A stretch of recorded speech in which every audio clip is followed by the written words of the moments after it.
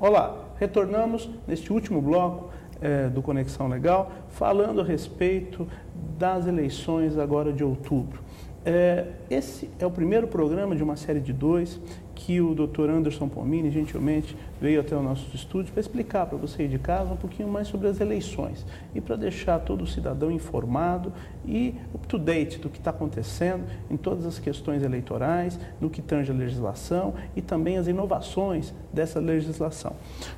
Dr. Anderson, falava um pouquinho da questão do que, depois que o indivíduo perfez a filiação, ele pode ou não fazer, não é isso? Perfeito. E a questão da descompatibilização para quem ocupa cargo público, ou cargo comissionado, ou até mesmo sindicatos, não é isso? Como funciona? Esse é o período que antecede as eleições, tá certo? É o período antes de 6 de julho do ano da eleição, que é o chamado período pré-eleitoral. O candidato não pode fazer muita coisa. O pré-candidato não pode fazer muita coisa. A legislação eleitoral inovou, através das resoluções do Tribunal Superior Eleitoral, neste último ano eleitoral, e autorizou o pré-candidato a organizar reuniões, a conceder entrevistas, inclusive fazendo referências nessas entrevistas à sua plataforma política, ou seja, os projetos que serão defendidos quando do período eleitoral, sem, contudo, que esse pré-candidato faça referência ou divulgue o seu número. E a sua candidatura E a também. sua candidatura. Veja, ele pode divulgar a sua candidatura, a sua plataforma de governo, mas não pode divulgar seu número, não pode... E nem dizer que é candidato, não? Veja, essa é a dificuldade do entendimento do Tribunal Superior e dos TREs em todo o país. Que se a lei autoriza que o candidato organize sua campanha, discutindo inclusive plataforma de governo, como que ele vai omitir a sua candidatura? É uma dificuldade e o tribunal e os juízes têm feito um raciocínio com certa dificuldade para distinguir o que é organização política partidária e o que é propaganda política antecipada. E como é muito recente, não há jurisprudência, né? Firmada pelo menos. Perfeito. Por quê? Porque nas eleições passadas, o tribunal entendia como propaganda antecipada e aplicava multa no valor mínimo de 5 e no valor máximo de R$25 mil.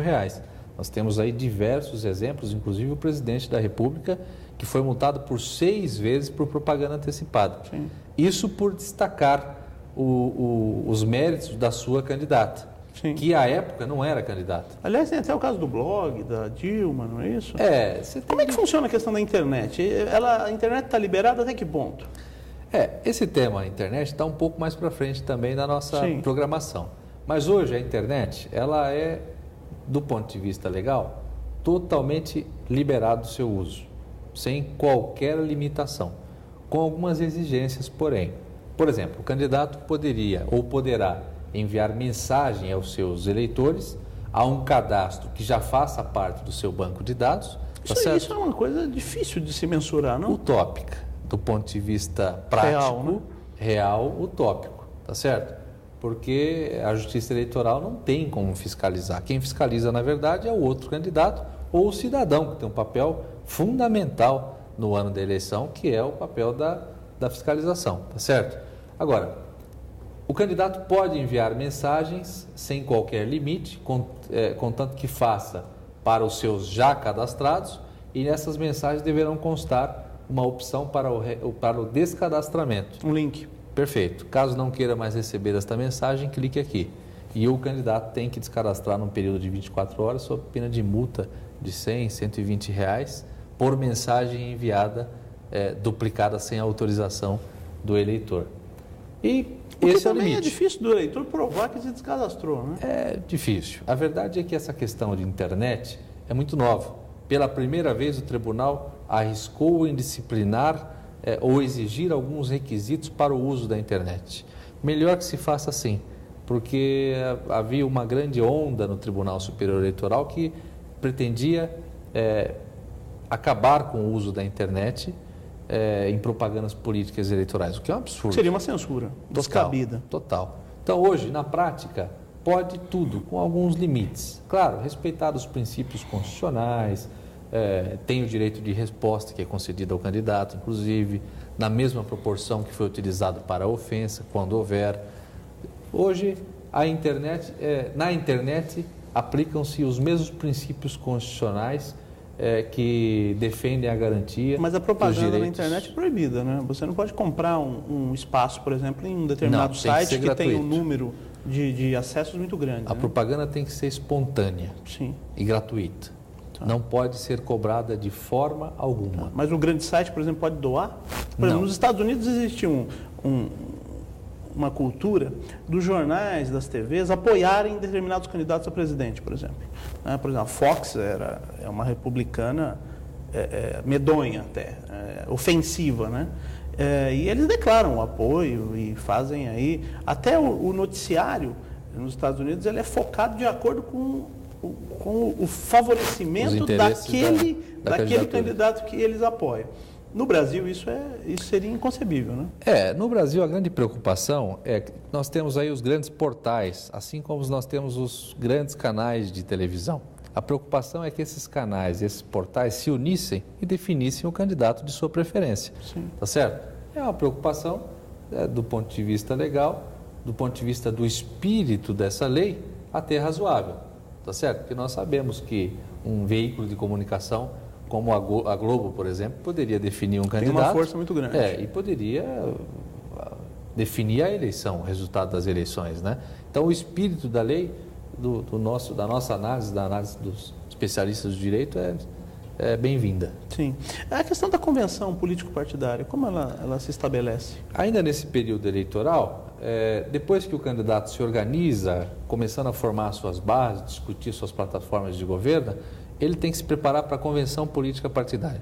A convenção política é o ato formal que é organizada pelo partido que vai ratificar a candidatura daqueles interessados. Sim, é nesse momento que o indivíduo passa a ser um candidato. Nesse momento que ele passa a oficializar a sua candidatura. Sim. Porque, veja, ele será considerado candidato efetivamente a partir do registro da candidatura no Tribunal Eleitoral. Sim. A lei... Que advém com a própria convenção. Perfeito. É feita a convenção política partidária e a lei eleitoral autoriza que o candidato realize atos de campanha, atos publicitários direcionados aos filiados daquele partido. Até mais amplos do que na própria eleição, né? Perfeito. Sem que tenha o número de candidatura, né? Porque, na teoria da lei, ele estaria fazendo campanha aos filiados daquele partido para que aqueles filiados votassem naquela convenção para que o seu nome fosse aprovado. Sim. Muito bem. Feito essa aprovação na convenção política partidária, que o calendário eleitoral define que seja feito entre o dia 10 e 30 de junho, o partido político ou a coligação, podem ser formadas coligações, ele encaminha essa lista desses candidatos ali aprovados, ratificados, ao Tribunal Eleitoral. E isso no prazo até 5 de julho do ano da eleição. Sim. O Tribunal publica essa lista até o dia 8 de julho pelo calendário eleitoral. A partir dessa publicação, abre-se o prazo de 5 dias para eventuais impugnações. Uhum.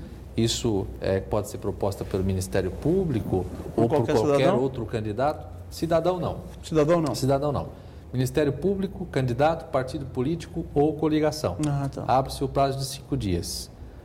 Ninguém impugnou. Os juízes eleitorais têm até 5 de agosto para proferir uma decisão final. Ótimo. Que defere ou indefere o registro da candidatura. A partir daí ele passa a ser candidato. Entendi. Até então ele é pré-candidato. Pré-candidato. Doutor Anderson, esse primeiro programa nosso terminou, mas nós vamos ter o segundo programa, nós vamos aí acabar de esmiuçar os detalhes da lei eleitoral para explicar para o pessoal de casa um pouquinho mais. Muito obrigado pela presença nesse primeiro programa. Prazer foi meu. Você de casa, não se esqueça, dia 30 de agosto, nós teremos o primeiro Fórum Global de Pesquisa do IIDC. Será no Clube Holmes. Ingresse no nosso site, iidc.org.br e faça sua inscrição e esteja conosco. Meu muito obrigado e até o próximo em Conexão Legal.